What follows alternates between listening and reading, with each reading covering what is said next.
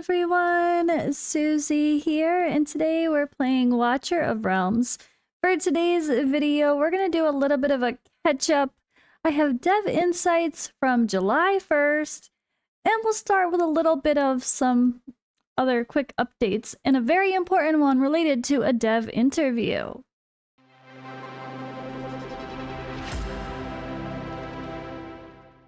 Alrighty, so yes, dev insights have posted here, and no, I didn't post yesterday, and no, I haven't played the new content yet. Oh my goodness, guys, I have been so busy, and I'll give a TLDR of all the exciting and crazy stuff going on. But first, I wanted to mention that I will be part of a dev interview with multiple content creators and a dev soon. So what they want from each content creator is for us to ask a few questions. So of course we will gather a set of questions ahead of time to send them, and then they will probably pick out which ones they want us to answer. So I would like to get, 5, 6, whatever, maybe a few more questions from you guys to put in my pool for things that I also am curious about personally. So in the comments below for this video, put something related, like for the dev interview, I would love if you could ask, whatever. So if this is like, if you had the chance to ask the devs a question yourself, what do you really want to know about Watcher of Realms? The current state of stuff, behind the scenes stuff, stuff in the future, whatever that may be. Ask away, and I will do my best to pick through the best ones and send off for my questions that I will answer or ask for that dev interview, which I don't know exactly when it is yet, so stay tuned. All right, and quick update number 2, I guess, is my eye is really driving me crazy today. Yesterday a little bit as well. I mean, every day a little bit, but like some days are extra worse than others, so I'm actually gonna cut myself out of here now. And because I feel like I'm going to be pausing a lot or wiping my eye a lot, and it's just super irritated. I've been dealing with this Bell's palsy for over a year, and it makes my eye not function well, and it makes me extra annoyed and always experiencing some sort of discomfort.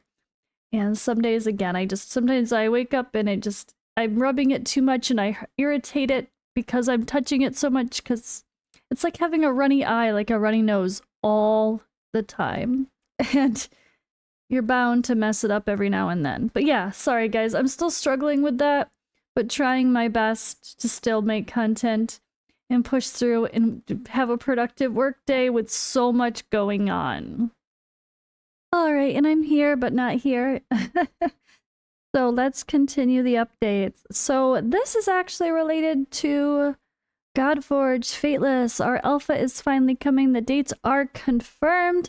So if you are waiting and curious about Godforge as well, be sure to check that out on the Fateless official Discord, where I am the community manager alongside Rachel, Lady H, as you may know her by Hell Hades' wife, Simon's wife, and now our rest of our community team.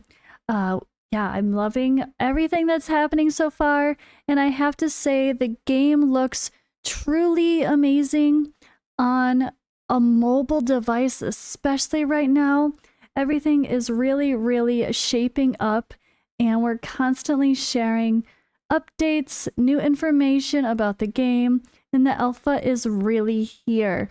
So if you want to get involved, definitely head on over to the Fateless Discord, which I always have linked in my description anyway, just because, it is kind of my main job as Fateless Community Manager. It does take priority, which is a reason why I've been a little bit slacking on the content creation side of things, because of all this alpha hype.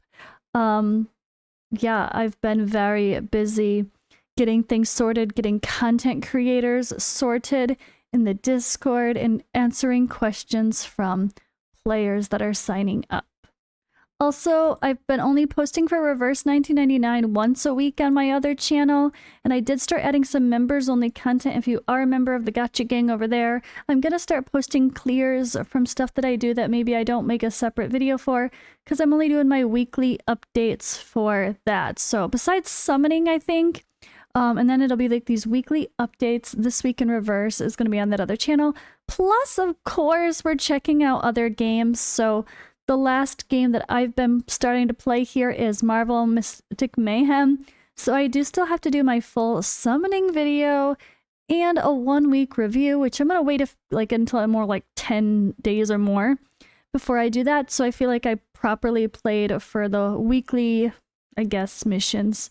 But time to get excited for real. Watcher of Realms has so much going on.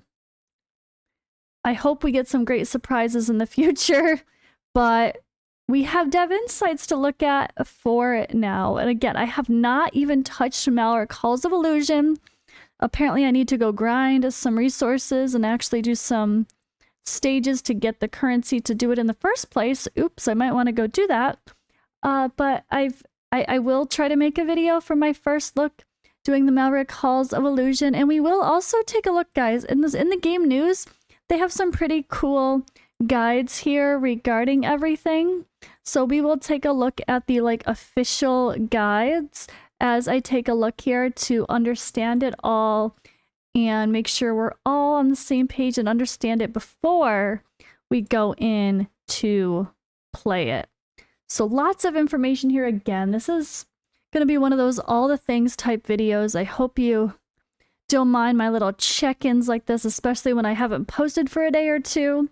So usually there's a good reason because of being busy with a million things, and that's definitely the case. There's so much happening with Watcher right now, and I have no time to catch up. I haven't even done guild versus guild battles. Nope. But I'll try. Okay, so let's dive in here, and I will read it so you don't have to. Alright, question 2 mentions the United Front.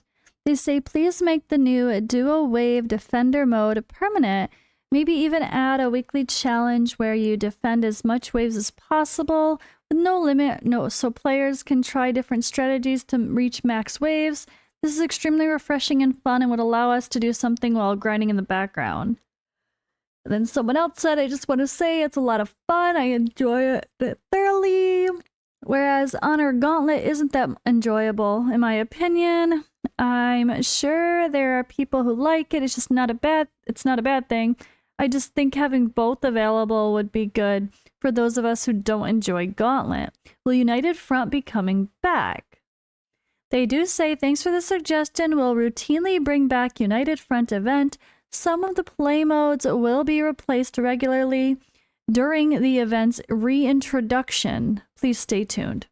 So as expected, of course it's going to be back. There's just going to be adjustments based on feedback. All right, the other questions pertain to updates that are already happening that we're aware of, so skipping those. But this one's interesting. It's time to bring a new difficulty to Void Rift with improved rewards. They say, thanks for the suggestion. We will focus on updating and improving the Void Rift in the future. So that sounds like that's not currently in their plans to worry about Void Rift for now. There's just so much other content going on that, yeah, I guess, to be honest, sometimes it's kind of nice just to have something that you go in, you do it, you get your stuff.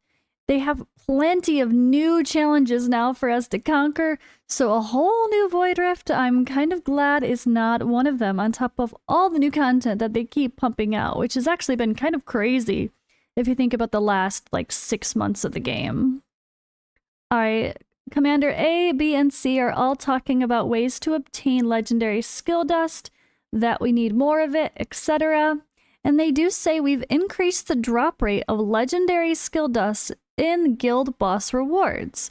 We may adjust the related rewards according to our continuous observation of players' consumption stats. Alright, and apparently there is an issue, the same issue we had with Void Rift, repeat itself with Tower.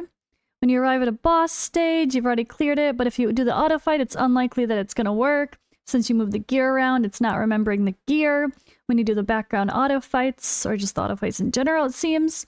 And they do say we are currently addressing the issue of saving setup and gears during auto battle. It will be implemented in upcoming versions.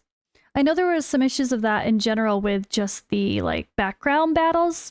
Like it would work with Gear Dungeon, that was a thing. Like Gear Dungeon wouldn't work when you had it on auto battles in the background, but then they fixed that to where it did. All right, question 9. Please allow the option to sell heroes directly from the backup storage.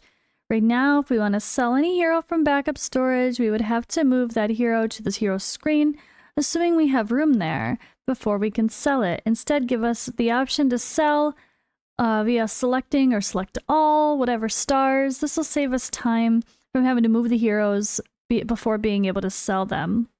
They do reply, saying the maximum number of bulk transferring heroes inside backup storage will be increased to 50 in the next version update. We will consider making features such as directly selling heroes in the future. Alright, this would be great. I think it's Raid that has something similar, but adding an auto sell unrecommended gear to the auto fight menu, or maybe that's just something we did on RSL Helper. I don't even remember anymore because it's been like 2 years. This would work similarly to the quick select option in the background battle sell menu.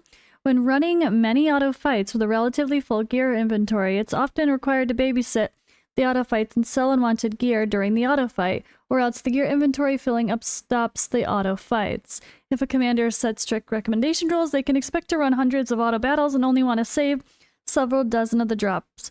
Having this option will save time to the commander as well as allow them to run such a session in the background fight without clearing out hundreds of slots in the inventory first. They do say, as the answer, we are currently making similar features, which will be implemented in the second half of the year. That would be great if you just are like, you know what, just sell it all. At least somewhere where you're not like sometimes debating about being picky. Like I would be picky wanting attack speed on my, I guess, invigoration gear because I have like none. I have one piece of invigoration with attack speed that got saved because I realized way afterward that I had very strict weird rules for must-have requirement stats that I wish were not there. Oh boy, it definitely messed up my account for attack speed pieces, but it's fine. Kinda, not really. It's fine, sure it is. Okay. All right, so there is a comment here about, well, ARDEA banner coming soon. They do reply directly confirming that they will introduce the event banner for ARDEA and Ymir soon, so there you go. I don't think that's this week, but I haven't checked to see a Sunday event or anything like that, or Saturday, Sunday event. But I don't think that's this week, but it could be very soon.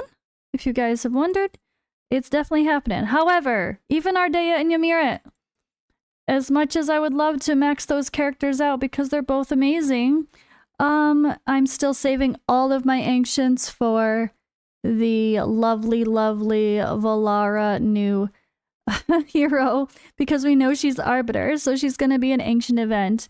And well, you guys read her kit overview. It sounds super OP for a lot of content. All right, as they confirm here, gear saving feature for Guild Boss.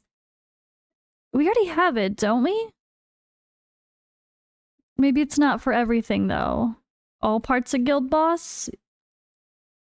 But they say the end of July for gear saving in the Guild Boss, but we already have it. But maybe that's just only one part. I didn't realize it's not everything.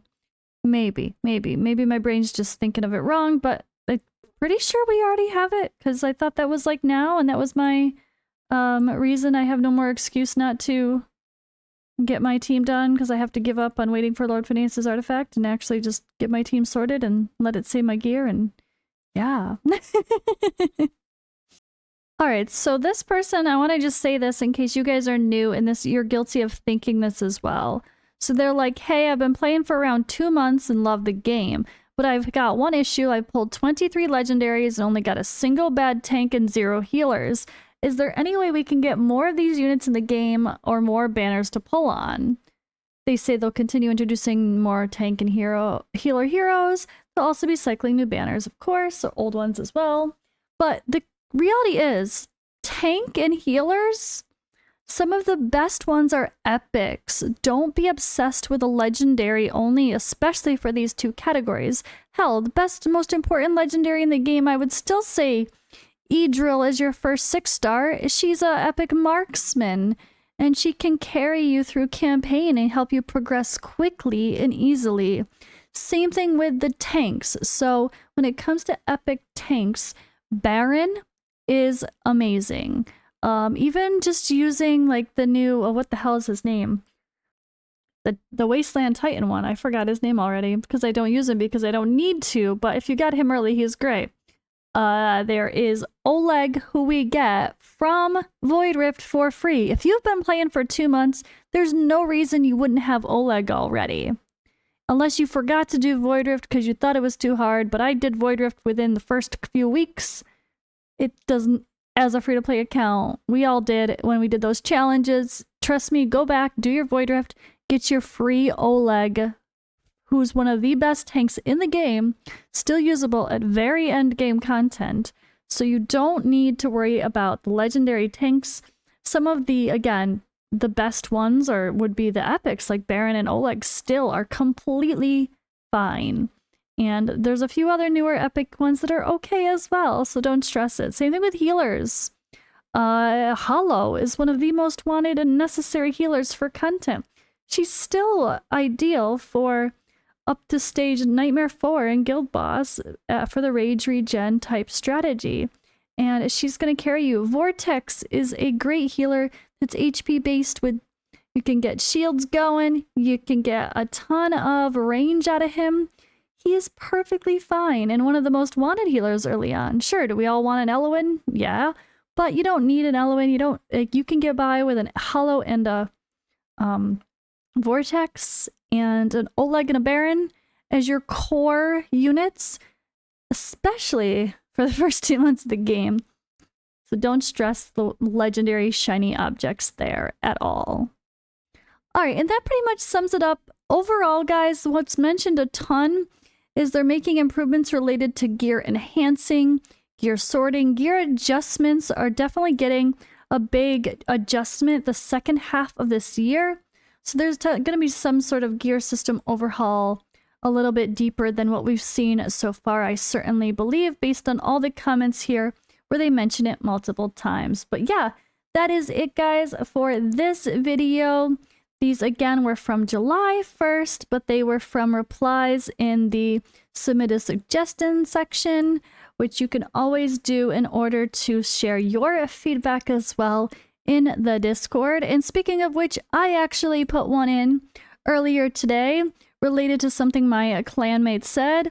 They were like, you know, the buttons are in weird places, move them. They moved the quick change button to where it's in the middle of the new like gem enhancement in Foundry, which I spelled wrong, of course. It should be next to where it was before, the quick equip button. Just like before, because people are going to click the wrong thing constantly and be super annoyed. So that is just a simple little change. You can thumbs me up here. Boom, boom, boom. And yeah, thanks for watching. I will see you in the next video, hopefully soon, and I will do my best to catch up. Maybe even some double uploads or posts on the weekend where I might have taken a break because I have so much to record for all my channels, actually.